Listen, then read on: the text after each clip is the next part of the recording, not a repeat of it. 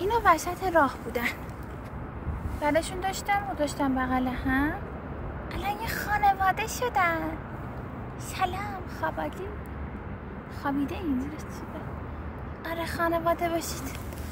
چرا اینا وسط راه میرن همشون؟ این چه بعدشه؟ مگه دم هرچی حال از اون نگاه کن. یکی دیگه اینجا خوابیده مثل آقا جای خوابه.